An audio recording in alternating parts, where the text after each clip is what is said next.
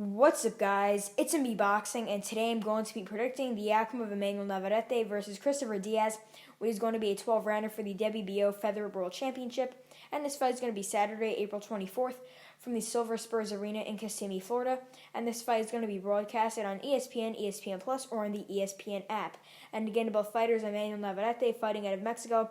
He holds a record of 32 wins, 1 defeat, with 27 big wins coming by way of knockout. He is currently ranked number 1 by BoxRec in the featherweight division, and he is definitely amongst the top in that division in the world. And there's other guys up there like Gary Russell Jr., even Mauricio Lara, Can Zhu, or even Josh Warrington, even though he just lost. But he definitely ranks amongst the top in my opinion, and the many others.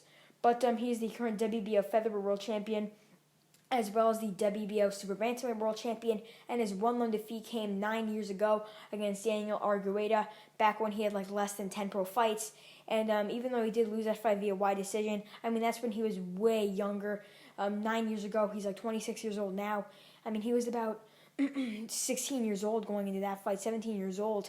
But since then, he has bounced back, as I said before, winning those world titles.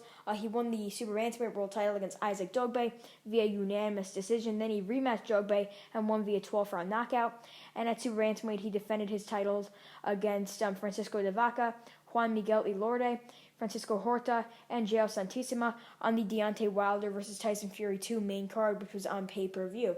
And he does have a no contest against Uriel Lopez, which I did make a video on that fight, so I'd appreciate if you guys could go check that one out. It was originally announced as a TKO win for Navarrete in the 6th round, but then because of COVID restrictions and there being not a commission in Mexico City at the time, it was called a no contest. But in most recent times, he beat Ruben Villa via wide unanimous decision to win the vacant WBO Featherweight World title. He did drop Villa multiple times in the process, and that was back in October. And I did make a video on that fight, so I'd appreciate it if you guys could go check that one out as well. But in my opinion, Navarrete is one of the most active and fun champions to watch because he's always out there fighting these top challengers and top contenders.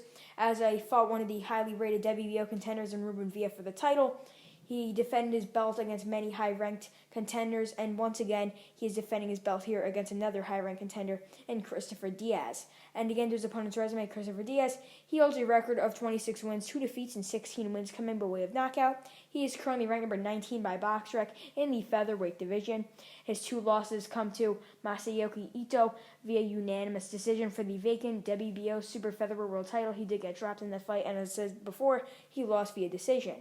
But his other loss came via wide unanimous decision to Shakur Stevenson, and his best win by far is against Jason Sanchez in his most recent victory, who he did beat via a lopsided 10-round unanimous decision.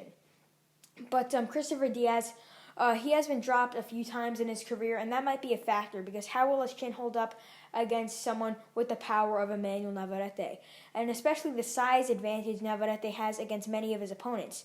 Even at Super Bantamweight, Navarrete was gigantic, and even at featherweight now, he's still a very huge fighter, and I could even see Navarrete moving up in weight again to 130 because he's such a big fighter with good power, a good chin, good speed, and good technicality. And he's just a very, very fun fighter to watch. As I said before, he's defended his title so many times, and he's so active. And in 2020, he got to fight multiple times. I believe he fought 3 times in 2020, defended the belt against Santissima.